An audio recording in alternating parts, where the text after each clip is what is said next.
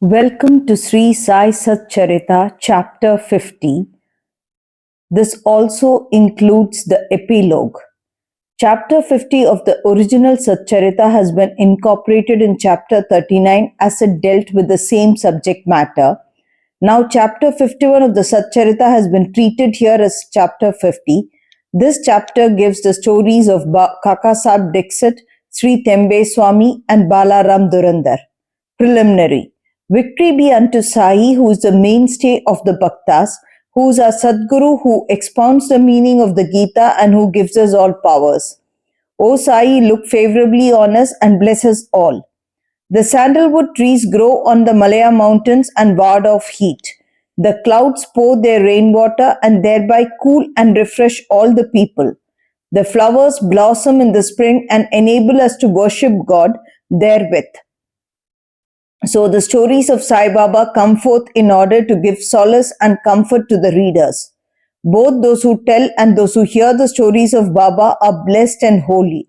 It is a well-established fact that though we try hundreds of means of sadhanas, we do not attain the spiritual goal of life unless a Sadguru blesses us with his grace.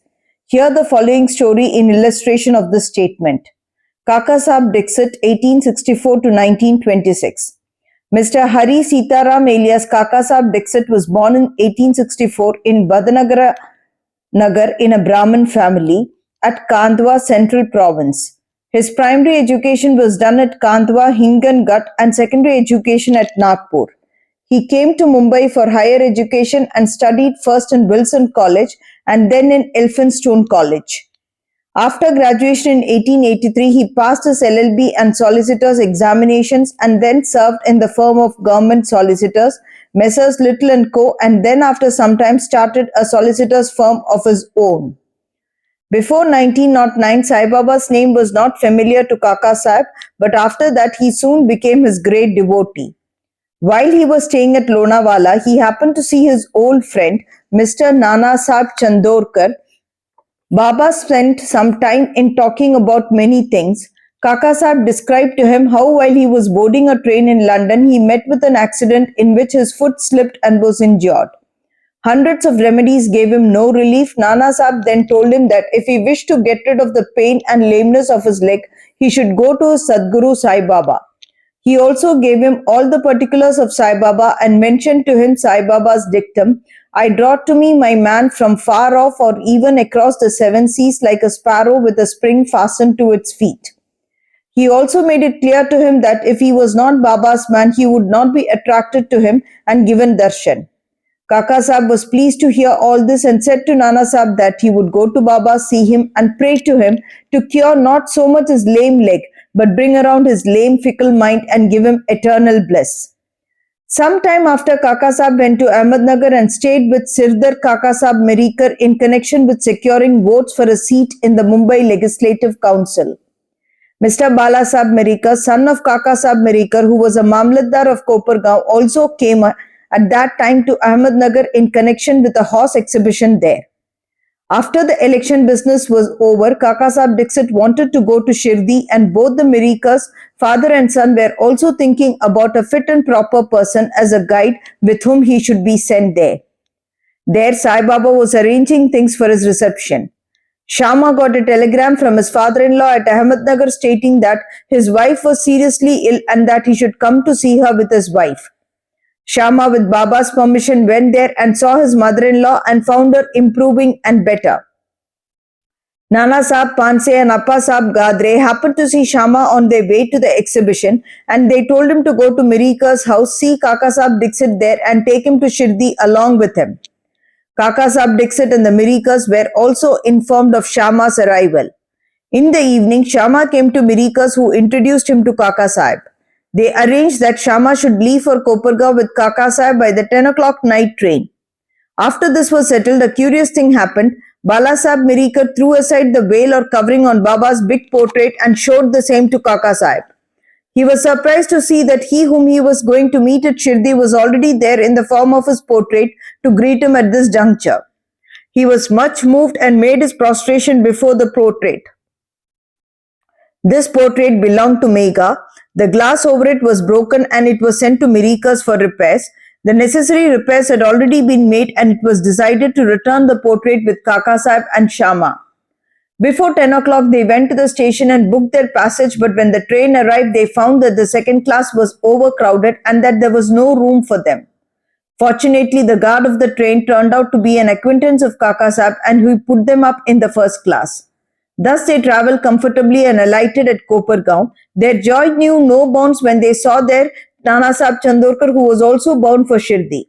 Kaka Sahib and Nana Sahib embraced each other and after bathing in the sacred Godavari river, they started for Shirdi. After coming there and getting Baba's darshan, Kaka Sahib's heart melted, his eyes were full of tears and his heart was overflowing with joy. Baba said to him that he was also waiting for him and had sent Shama ahead to receive him. Kaka Sahib then passed many happy years in Baba's company. He built a Vada in Shirdi which he made more or less his permanent home. The experiences he got from Baba are so manifold that it is not possible to relate them all here. The readers are advised to read a special Kaka Sahib Dixit number of Sri Sai Leela magazine, volume 12, number 6 to 9. We close this account with the mention of one fact only. Baba had comforted him by saying that in the end he will take him in air coach, Viman, secure him a happy death. This came out true. On the 5th of July 1926, he was travelling in the train with Hemant Pant and talking about Sai Baba. He seemed deeply engrossed in Sai Baba. All of a sudden, he threw his neck on Hemant Pant's shoulder and breathed his last with no trace of pain or uneasiness. Sri Tembe Swami. We come to the next story which shows how saints love each other with fraternal affection. Once Sri Vasudevanand Saraswati, known as Sri Tembe Swami, encamped at Rajamandri, Andhra country on the banks of the Godavari. He was devout orthodox jnani and yogi bhakta of the Dattatreya. One Mr. Pundalik Rao, pleader of Nanded, Nizam state, went to see him with some friends. While they were talking with him, the names of Shirdi and Sai Baba were casually mentioned. Hearing Baba's name, the Swami joined hands with reverence and taking a coconut, gave it to Pundalik Rao and said to him, "Offer this to my brother Sai with my pranam and request him not to forget me but ever love me." He also added that Swamis do not generally bow to others, but in this case an exception had to be made. Mr. Pundalik Rao consented to take the coconut and his message to Baba. The Swami was right in calling Baba a brother, for as he maintained an Agnihotra sacred fire day and night in his orthodox fashion, Baba too kept his Agnihotra, that is Duni, ever burning in the masjid. After 1 month, Pundalik Rao and others left for Shirdi with the coconut and reached Manmad, and as they felt thirsty, they went to a rivulet to drink water. As water should not be drunk on an empty stomach, they took out some refreshment, that is chivda, flattened rice mixed with spice. The chivda tasted most pungent, and in order to soften it, as someone suggested, broke the coconut and mixed its scrapings with it. Thus they made the chivda more tasty and palatable. Unfortunately, the coconut turned out to be the same that was entrusted to Pundalik Rao. As they neared Shirdi, Pundalik Rao remembered the trust, that is a coconut, and was very sorry to learn that it was broken and consumed. He came to Shirdi and saw Baba. Baba had already received a wireless message regarding the coconut from Tembe Swami and himself asked Pundalik Rao first to give the thing sent by his brother. He held fast Baba's feet, confessed his guilt and negligence, repented and asked for Baba's pardon. He offered to give another fruit as a substitute, but Baba refused to accept it, saying that the worth of that coconut was far more than that of an ordinary one and that it could not be replaced by another. Baba also added, "Now you need not worry yourself any more about the matter. It was on account of my wish that the coconut was entrusted to you and ultimately broken on the way. Why should you take the responsibility of the actions on you? Do not entertain the sense of doership in doing good as well as for bad deeds. Be entirely prideless and egoless in all things, and thus your spiritual progress will be rapid." What beautiful spiritual instructions Baba gave. Balaram Durandar, 1878 to 1925. Mr. Balaram Durandar belonged to the Patare Prabhu community of Santa Cruz, Mumbai. He was an advocate of the Mumbai High Court and sometime principal of Government Law School, Mumbai. The entire Durandar family was pious and religious. Mr. Balaram served his community and wrote and published an account of it. He then turned his attention to spiritual and religious matters. He studied the Gita and its commentary, Jnaneshwari, and other philosophical and metaphysical works. He was a devotee of Vithoba of Pandharpur. He came in contact with Sai Baba in 1912. 6 months earlier, his brothers Babulji and Vaman Rao came to Shirdi and took Baba's darshan. They returned home and mentioned their sweet experiences to Balaram and other members. Then they all decided to see Sai Baba. Before they came to Shirdi, Baba declared openly that today many of my Darbar people are coming. The Durandar brothers were astonished to hear this remark of Baba from others, as they had not given any previous intimation of their trip. All other people prostrated themselves before Baba and sat talking with him. Baba said to them, "These are my Darbar people whom I referred to before," and said to the Durandar brothers, "We have been with each other for the last 60 generations. All the brothers were gentle and modest. They stood with joined hands looking at Baba's feet. All the sattvic emotions such as tears, choking, etc. moved them and they were all happy.